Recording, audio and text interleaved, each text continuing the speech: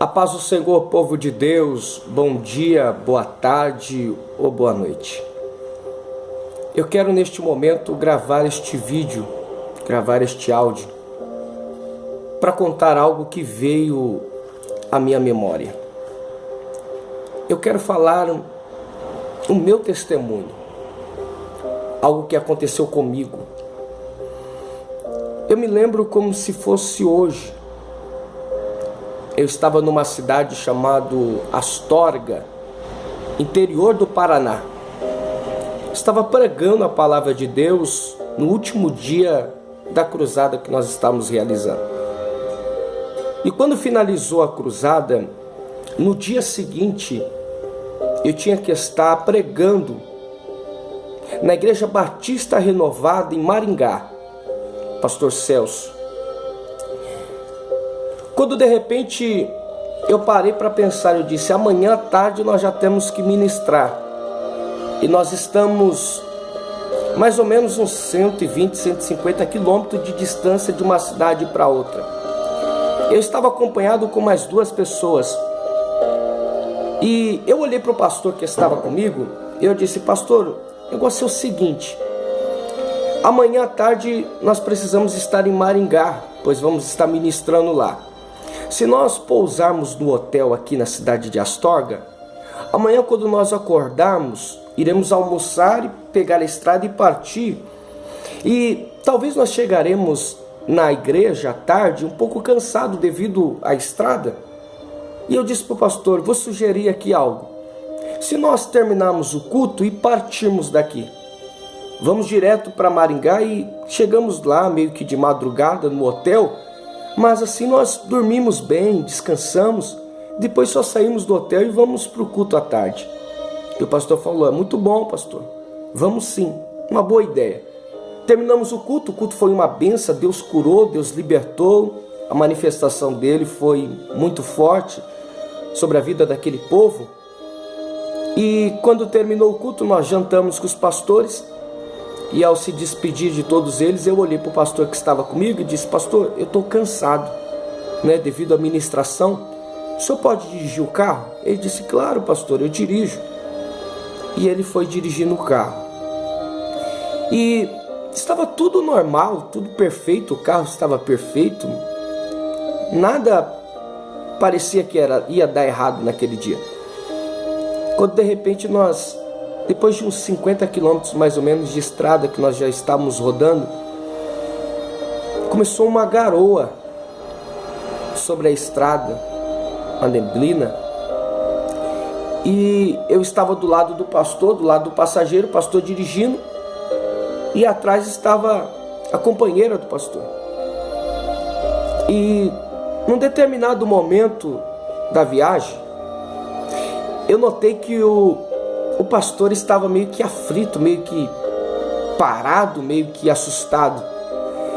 E eu olhei para o pastor e disse, pastor, o senhor está com sono? Se eu tiver com sono, a gente para. Eu continuo, estou um pouco cansado, mas dá para continuar. Ele olhou para mim e disse, não, pastor, está tudo sob controle. Passou mais uns 2, 3 minutos de estrada, o pastor continuou aflito. E eu olhava o pastor e disse, pastor, o que está acontecendo? Está com algum problema? Está tudo normal? O pastor olhava para mim e disse, não, está tudo normal, pastor.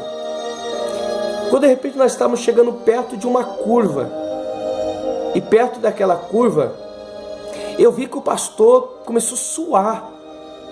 E eu olhei para o pastor e disse, pastor, não está nada normal, o que está acontecendo? O pastor olhou para mim e disse, pastor, o carro não está obedecendo o meu controle. O volante eu estou tentando virar e o volante não está virando. E quando nós estamos chegando perto da curva, que tinha que virar para a direita, o volante não obedecia. E nós começamos a ir para a contramão. E quando nós estávamos indo para a contramão, veio um caminhão à nossa direção. E eu olhei para o pastor e disse, pastor, não é hora de brincar, pastor. Nós estamos numa estrada, estamos a quase 100 por hora, está vindo um caminhão, tira esse carro daí, para de brincadeira. O pastor olhou para mim e disse, eu não estou brincando, pastor. Quando ele disse aquilo, eu vi que era verdade. Que ele estava aflito porque o volante não estava obedecendo ele. Eu não pensei duas vezes. Eu coloquei a mão sobre o volante e puxei. Na hora que eu puxei o volante naquele dia, o volante veio e o carro, ele virou demais naquele momento. E quando o carro virou demais, nós fomos para o canteiro. E quando fomos para o canteiro, tinha uma caída. E quando tinha uma caída, o carro começou a capotar. Nós rompemos os obstáculos, rompemos a cerca de uma fazenda que estava entre a estrada, destruímos e o carro capotou por 3 vezes. E naquele momento eu não conseguia imaginar nada. Eu só pensava que era o fim de tudo. Quase 100 por hora, numa virada, eu puxei o volante porque ele disse que não estava obedecendo, e eu com medo de bater no caminhão, nós acabamos capotando o carro. A esposa do pastor atrás estava sem cinto de segurança, ela rodou o carro todinho. Eu e o pastor estávamos com o cinto de segurança, ao ponto das rodas do carro ficar para cima. O teto do carro, ele ficou a 3 dedos da minha cabeça. Amassou tudo. E eu e o pastor ficamos de cabeça para baixo, o cinto nos segurando. E naquele momento o rapaz do caminhão viu o acidente, ele parou e veio nos socorrer. E na hora que ele veio nos socorrer, ele começou a gritar dizendo se tinha alguém vivo, se estava todo mundo bem dentro do carro. E nós começamos a responder que estava tudo bem. As portas já não abriam devido estar amassada. Eu chutei o vidro do carro e quebrei o vidro. E a esposa do pastor, ela passou por debaixo de mim do pastor e saiu pelo vidro da porta do carro. Quando de repente eu soltei o cinto do pastor e o pastor passou por debaixo de mim. E quando eu fui me soltar para passar também por debaixo, pelo vidro do carro, o meu pé ficou preso sobre o cinto e eu não conseguia sair. E começou a vazar gasolina, pingar gasolina sobre o carro. E o meu maior medo naquele dia era de sair um pouco de fogo em algum lugar, devido à gasolina que estava vazando, que esse carro explodir. E eu fiquei apavorado. O rapaz do lado de fora começou a gritar dizendo, você está vivo? E eu não sabia se eu respondia que estava vivo ou se eu me preocupava com a gasolina que estava vazando. Eu não sabia o que fazer. E naquele momento eu fiquei quieto, apavorado, sem reação. E o rapaz lá fora começou a gritar, eu acho que o parceiro lá dentro não está vivo. Ele não responde. E eu estava vivo. E naquele momento eu criei coragem, algo despertou dentro de mim, eu comecei a gritar. E eles viram que eu estava vivo ainda. E aí eu soltei, consegui soltar o meu sapato, eu estava de terno ainda. Consegui soltar o meu sapato e consegui sair. O rapaz me puxou pelo vidro, me arrastou pelo gramado, pelo mato, me sujei todo de barro. E nós saímos vivos.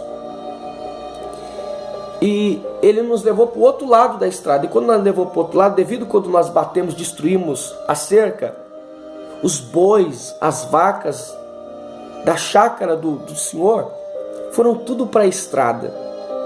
Quando eu saí para fora, tinha bois na estrada, vacas na estrada, carros parados para ver o que tinha acontecido do acidente. Assustador. 17 minutos depois, a ambulância chega com mais 2 carros de polícia. Os carros de polícia travando a rodovia, travando a estrada para que não houvesse outro acidente, dando um alerta para que quem estava vindo visse que tinha acontecido alguma coisa. E quando de repente a ambulância chegou, eles começaram a se preocupar dizendo, tem alguém vivo dentro do carro? E alguém respondeu, eles estão do outro lado.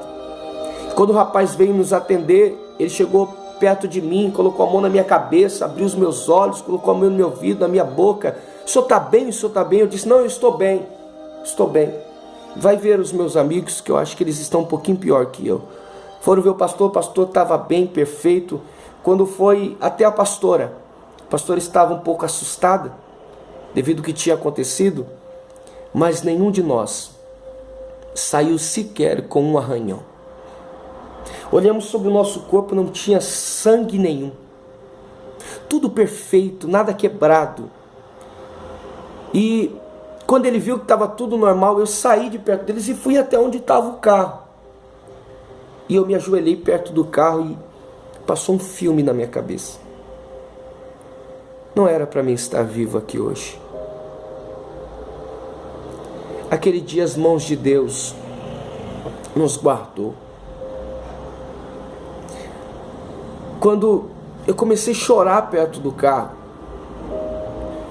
o rapaz da ambulância chegou até mim, colocou a mão no meu ombro e disse: o senhor que estava dirigindo? Eu disse: não, senhor, é meu amigo. E o rapaz da ambulância olhou para mim e disse assim: escuta, o que você faz da vida?